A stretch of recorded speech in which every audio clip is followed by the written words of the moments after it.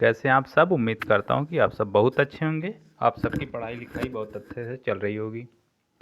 मित्रों, आज हम गुलाम वंश के अंतर्गत जो आगामी टीजीटी पीजीटी की परीक्षाएं हैं उसके अंतर्गत इतिहास के कुछ बहुत महत्वपूर्ण प्रश्न मैं लेके आया हूं। और ये आज जो टॉपिक है वो गुलाम वंश के से संबंधित है। कुछ इसमें खिलजी वंश भी है, लेकिन ज़्यादातर क्वेश्चन इससे गुलाम वंश से संबंधित हैं। तो गुलाम वंश से जितने भी लगभग क्वेश्चन बन सकते हैं मैं इस टॉपिक में लगभग कवर करने की कोशिश किया हूँ। उसके बाद भी जो भी क्वेश्चन बचेंगे मैं फिर नेक्स्ट वीडियो में आप सबको उपलब्ध करा दूंगा। फिलहाल जो आज के क्वेश्चन हैं बहुत ही अच्छे क्वेश्चन हैं और आप लोग इसको करें और अपने परीक्षा को और अपनी तैयारी को बेहतर बनाएं। आइए देखते हैं। आपके स्क्रीन पर पहला क्वेश्चन है। कह रहा है गुलाम वंश का संस्थापक कौन था। आप लोगों को मालूम होना चाहिए गुलाम वंश का संस्थापक कौन होना चाहिए। इल्तुतमिश, अलाउद्दीन खिलजी, बलबन, कुतुबुद्दीन ऐबक। तो गुलाम वंश का संस्थापक लगभग मेरे हिसाब से सभी जानते होंगे, ये कुतुबुद्दीन ऐबक थे। ठीक है, ऑप्शन नंबर डी सही हो जाएगा। फिर अगला क्वेश्चन देखते हैं। अगला क्वेश्चन आपके स्क्रीन पर कह रहा है कि दिल्ली सल्तनत का कौन सा सुल्तान लाख बख्श के नाम से जाना जाता है। इल्तुतमिश, बलबन, मोहम्मद बिन तुगलक, यहाँ मोहम्मद लिखा है लेकिन ये मोहम्मद होगा, मोहम्मद बिन तुगलक, कुतुबुद्दीन ऐबक। तो कौन सा सुल्तान ऐसा है जिसे लाख बख्श के नाम से जाना जाता है। तो हो जाएगा option number D, Qutubuddin Aibak को लाख बख्श के नाम से जाना जाता है, क्योंकि ये बहुत दानशील व्यक्ति था और ये बहुत ज़्यादा दान देने की वजह से इसे लाख बख्श कहा जाता था। अगला क्वेश्चन देखते हैं। लिखा है 2.5 दिन का झोपड़ा क्या है। मस्जिद है, मंदिर है, संत की झोपड़ी है, मीनार है। 2.5 दिन का झोपड़ा आप लोगों को बताना है कि क्या है ये। तो 2.5 दिन का झोपड़ा जो है वो एक मस्जिद है। ठीक है, और इसे बनवाया किसने था। इसे कुतुबुद्दीन ऐबक ने ही बनवाया था। 2.5 दिन का झोपड़ा जो है, ठीक, ये कहाँ है 2.5 दिन का झोपड़ा। तो ये है अजमेर में। अगला क्वेश्चन है आपके स्क्रीन पर। निम्नलिखित में से किसने प्रसिद्ध कुतुब मीनार के निर्माण में योगदान नहीं दिया। आपको बताना है कि इनमें से किसने कुतुब मीनार के निर्माण में योगदान नहीं दिया। कुतुबुद्दीन ऐबक, इल्तुतमिश, गयासुद्दीन तुगलक, फिरोज शाह तुगलक।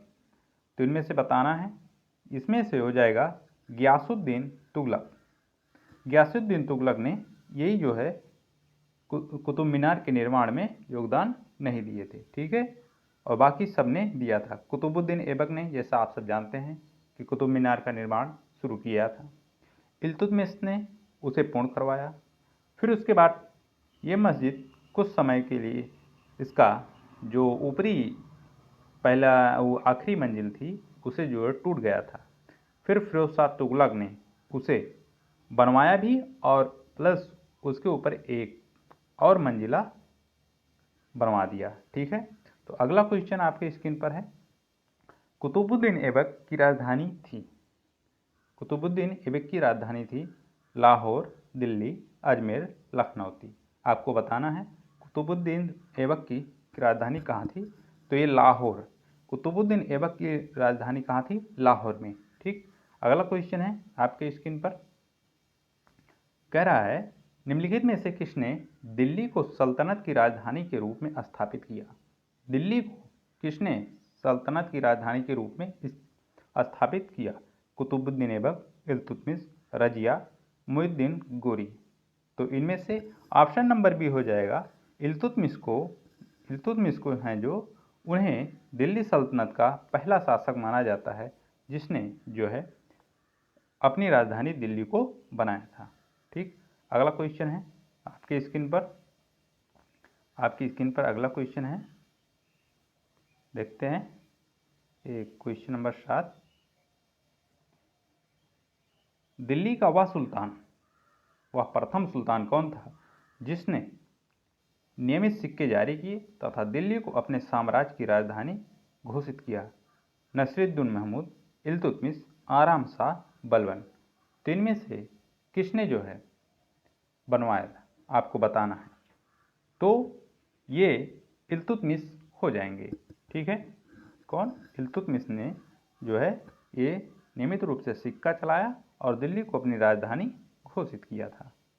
अगला क्वेश्चन, दिल्ली का प्रथम मुस्लिम शासक कौन था आपको बताना है। कुतुबुद्दीन ऐबक, इल्तुतमिश, रजिया, बलबन। तो इसका भी ऑप्शन जो हो जाएगा वो ऑप्शन नंबर बी इल्तुतमिश हो जाएंगे। क्वेश्चन एक ही है लेकिन घुमा फिरा के क्वेश्चन ऐसे ही एक शासक से बहुत सारे क्वेश्चन बन जाते हैं जो कि हमें मालूम नहीं होता, इसलिए क्वेश्चन घुमा घुमा के पूछता है और उसी से हम लोग कन्फ्यूजन होते हैं, इसलिए कन्फ्यूजन को अपने दूर करें तो ऐसे ही क्वेश्चन आते हैं। ठीक, अगला क्वेश्चन देखते हैं, गुलामों का गुलाम किससे कहा जाता है?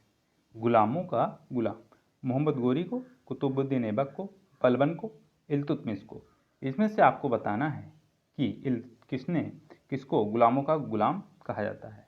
तो गुलामों का गुलाम इल्तुतमिश को कहा जाता है। इल्तुतमिश कौन था? ये बलबन का दामाद था। ठीक है, और बलबन एक क्या था? एक गुलाम था, मोहम्मद गोरी का गुलाम था।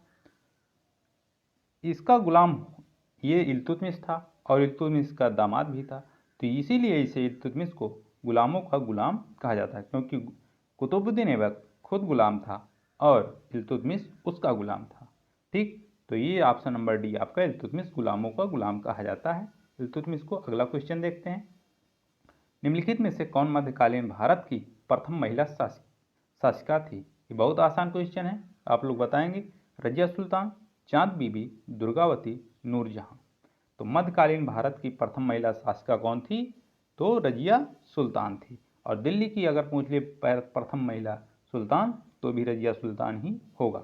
अगला क्वेश्चन हम लोग देखते हैं, मंगोल आक्रमणकारी चंगेज खां भारत की उत्तर पश्चिम सीमा पर निम्नलिखित में से किसके काल में आया था? अलाउद्दीन खिलजी, इल्तुतमिश, बलबन, ऐबक।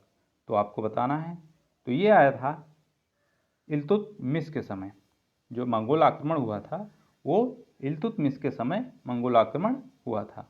ठीक है, इल्तुतमिश के समय ही मंगोल आक्रमण हुआ था। तो लिखा है अगला क्वेश्चन, दिल्ली का कौन सुल्तान मंगोल नेता चंगेज खां का समकालीन था? तो आपको बताना है कि चंगेज खां का समकालीन कौन सा दिल्ली का ऐसा सुल्तान था। तो ऑप्शन नंबर ए हो जाएगा इल्तुतमिश। क्यों? क्योंकि इल्तुतमिश के समय ही मंगोल आक्रमण हुआ था। ठीक, अगला क्वेश्चन हम लोग देखते हैं, आपके स्क्रीन पर है अगला क्वेश्चन, किसके शासनकाल में मंगोल प्रथम बार सिंध के तट पर देखे गए? बलबन, इल्तुतमिश, कुतुबुद्दीन ऐबक, रजिया। देखिए एक ही क्वेश्चन किस तरीके से घुमाया गया है। किसके शासनकाल में मंगोल प्रथम बार सिंध तट पर देखे गए?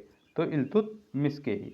जब इल्तुतमिश के समय ही हम लोगों ने पढ़ा कि इल्तुतमिश के समय ही प्रथम बार भारत पर मंगोल आक्रमण हुआ। ठीक है, इसी संदर्भ में पूछ लिया कि उस समय जो समकालीन चंगेज खां जो मंगोल आक्रमणकारी था वो किसके समकालीन था? इल्तुतमिश के। ठीक, अब इसमें पूछा कि मंगोल जो प्रथम बार सिंधु के तट पर देखे गए किसके शासनकाल में? तो जब भारत पर प्रथम बार आक्रमण इल्तुतमिश के संदर्भ में इल्तुतमिश के समय में हुआ था तो देखे भी गए, जाहिर सी बात देखे गए किसके समय? इल्तुतमिश के समय। तो इसलिए ऑप्शन नंबर इसमें बी सही हो जाएगा। ठीक, अगला क्वेश्चन, ये क्वेश्चन ऐसे ही घुमा घुमा के पूछा जाता है, आप लोग इससे निर्भीक रहिए और एक क्वेश्चन का कम से कम आप खुद से अपने 10-10 क्वेश्चन बनाइए। ठीक है, इससे क्या होगा कि हमारा आने वाले समय में जो भी टॉपिक हम पकड़ेंगे उससे कोई संबंधित क्वेश्चन बाहर नहीं जाएगा। ठीक, अगला क्वेश्चन देखते हैं, लिखा है चंगेज खां के अधीन मंगोलों ने भारत पर आक्रमण किया बलबन के शासनकाल में, फिरोज शाह के तुगलक के शासनकाल में, इल्तुतमिश के शासनकाल में, मोहम्मद बिन तुगलक के शासनकाल में। आपको बताना है किसके शासनकाल में, तो इसमें भी हो जाएगा ऑप्शन नंबर सी इल्तुतमिश के शासनकाल में चंगेज खान ने मंगोल आक्रमण किया था। अगला क्वेश्चन देखते हैं हम लोग। कह रहा है चंगेज खां का मूल नाम था खासुल खान, एसुगई, तिमुचिन, ओगदी। तो इसमें से आपको बताना है कि चंगेज खां का नाम क्या था। तो चंगेज खां का जो मूल नाम था वो तेमुचिन था। क्या? तेमुचिन। ऑप्शन नंबर सी सही हो जाएगा। तेमुचिन ये इसका हो गया। ठीक, चंगेज खां का मूल नाम क्या था? तेमुचिन। इल्तुतमिश ने बिहार में अपना प्रथम सूबेदार नियुक्त किया था। तो आपको बताना है प्रथम सूबेदार जो नियुक्त किया था इल्तुतमिश ने बिहार में, तो किसे नियुक्त किया था? एवाज, नसरुद्दीन महमूद, अली मर्दान, मलिक जानी। तो इसमें ऑप्शन नंबर डी हो जाएगा। मलिक जानी को इल्तुतमिश ने अपना प्रथम सूबेदार नियुक्त किया था। ठीक है, अगला क्वेश्चन हम लोग देखते हैं आपकी स्क्रीन पर। अगला क्वेश्चन है रजिया बेगम को सत्ता युद्ध करने में किसका हाथ था? अफगानों का, मंगोलों का, तुर्कों का, अरबों का। तो इसमें हो जाएगा ऑप्शन नंबर सी हो जाएगा। तुर्कों का। रजिया सुल्तान को जो गद्दी से उतारने का श्रेय जाता है वो तुर्क ही थे जो रजिया सुल्तान को अपनी सत्ता से इसे हटा दिए थे। ठीक है, अगला क्वेश्चन। दिल्ली के सुल्तान बलबन का पूरा नाम था जलालुद्दीन, इल्तुतमिश, गयासुद्दीन, कुतुबुद्दीन। इनमें से आपको बताना है कि बलबन का पूरा नाम क्या था। तो बलबन का नाम था गयासुद्दीन मोहम्मद तुगलक, गयासुद्दीन बलबन। पूरा नाम क्या हो जाएगा? गयासुद्दीन बलबन। ठीक, ऑप्शन नंबर सी सही हो जाएगा। ऑप्शन नंबर सी सही हो जाएगा कि बलबन का पूरा नाम क्या था? गयासुद्दीन बलबन। ठीक, अगला क्वेश्चन देखेंगे। दिल्ली के किस सुल्तान के विषय में कहा गया है कि उसने रक्त और लौह की नीति अपनाई? तो आपको बताना है कि दिल्ली का कौन सा सुल्तान था जिसने रक्त और लौह की नीति अपनाई थी? इल्तुतमिश ने, बलबन, जलालुद्दीन फिरोज खिलजी, फिरोज शाह तुगलक। तो इसमें से ऑप्शन नंबर बी सही हो जाएगा। बलबन जो है वो रक्त और लौह की नीति अपनाया था। ऑप्शन नंबर बी सही हो जाएगा। बलबन ने ही रक्त और लौह की नीति अपनाया था। ये क्वेश्चन रिपीटेड है। आगे हम लोग बढ़ते हैं। अगला क्वेश्चन देखें। अपनी शक्ति को समेकित करने के बाद बलबन ने भव्य उपाधि धारण की थी। तूतीय हिंद की, कैसरे हिंद की, जिले इलाही की, दीनी इलाही की। आपको बताना है कि अपनी शक्ति को समेकित करने के लिए बलबन ने कौन सी उपाधि धारण की थी। तो इसमें ऑप्शन नंबर जो हो जाएगा, ऑप्शन नंबर सी सही हो जाएगा। जिले इलाही। जिले इलाही की उपाधि धारण की थी। कौन? बलबन। बलबन जो है वो जिले इलाही की उपाधि धारण की थी। ठीक है, फिर अगला क्वेश्चन देखते हैं आपके स्क्रीन पर। अगला क्वेश्चन है, लिखा है कि क्वेश्चन थोड़ा बड़ा हो गया है। वह प्रथम मुस्लिम शासक कौन था जिसने शासन के सिद्धांत को राजाओं के ईश्वरीय अधिकार सिद्धांत थ्योरी ऑफ डिवाइन राइट के समान प्रतिपादित किया? आपको बताना है कि वह प्रथम मुस्लिम शासक कौन था जिसने शासन के सिद्धांत को राजाओं के ईश्वरीय अधिकार सिद्धांत के समान प्रतिपादित किया। तो ये थे कौन? बलबन। कौन था? बलबन था। ठीक है, ऑप्शन नंबर ए सी सही हो जाएगा। ऑप्शन नंबर सी सही हो जाएगा। ठीक, अगला क्वेश्चन है आपके स्क्रीन पर। कह रहा है निम्नलिखित में से किसने भारत में प्रसिद्ध फारसी त्यौहार नवरोज का आरंभ किया? बहुत ही इंपॉर्टेंट क्वेश्चन है कि नवरोज का भारत में किसने जो प्रारंभ किया था या आरंभ किया था? बलबन, इल्तुतमिश, फिरोज शाह तुगलक, अलाउद्दीन खिलजी। तो तो बलबन जो है भारत में ये फारसी त्यौहार था नौरोज, और उसे बलबन ने ही शुरू किया था। ठीक, अगला क्वेश्चन देखते हैं। अगला क्वेश्चन, कौन सा कथन बलबन के संबंध में सही नहीं है? आपको बताना है कि इनमें से कौन सा कथन बलबन के बारे में सही नहीं है। उसने नियामत खुदाई के सिद्धांत का प्रतिपादन किया, उसने इक्तादारी व्यवस्था का प्रारंभ किया, उसने तुर्कान चहलगानी का प्रभाव समाप्त किया, उसने बंगाल के विद्रोह का दमन किया। तो इक्तादारी जो व्यवस्था है, इस ऑप्शन नंबर बी सही हो जाएगा। ऑप्शन नंबर बी जो है वो सही हो जाएगा। क्यों सही हो जाएगा? क्योंकि आप सब जानते हैं इक्तादारी जो व्यवस्था था, इक्ता व्यवस्था, वो इल्तुतमिश ने ही शुरू किया था। और ये इक्ता क्या होता था? एक भूमि का टुकड़ा होता था जो सैनिकों को वेतन के बदले में दिया जाता था। ठीक, यही इसने नहीं शुरू किया था बलबन ने। बाकी बलबन ने नियामत खुदाई का सिद्धांत, मतलब खुद को ही ईश्वर का प्रतिनिधि मानता था, और तुर्कान चहलगानी प्रभाव का समाप्त किया था। ये जो चालीसा तुर्कान की इल्तुतमिश ने इसका गठन किया था तुर्कान चहलगानी का, और इसको दमन किसने किया? बलबन ने। बंगाल का विद्रोह का दमन भी बलबन ने किया। तो ऑप्शन नंबर 20 में सही हो जाएगा। अगला क्वेश्चन है, आगे बढ़ते हैं।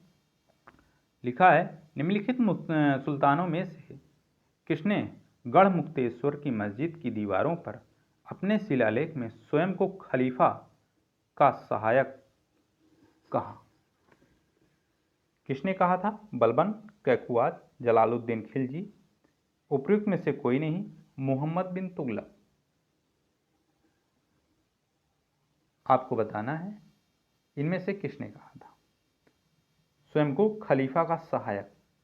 तो यही बलबन ने ही कहा था। बलबन ने, अभी पिछला क्वेश्चन आप लोगों ने पढ़ा, उसमें एक ऑप्शन था जो है खलीफा नाइब, ऐसे कुछ करके जो है, उसमें इसने उपाधि धारण की थी इसकी, मतलब खलीफा का इस सहायक बताया था। ठीक है, तो खलीफा का सहायक अपने आप को किसने बताया था? बलबन ने। अगला क्वेश्चन आपको आपके स्क्रीन पर है। जब उसने राजतत्व प्राप्त किया तो वह शरीयत के नियमों और आदेशों से पूर्णतया स्वतंत्र था।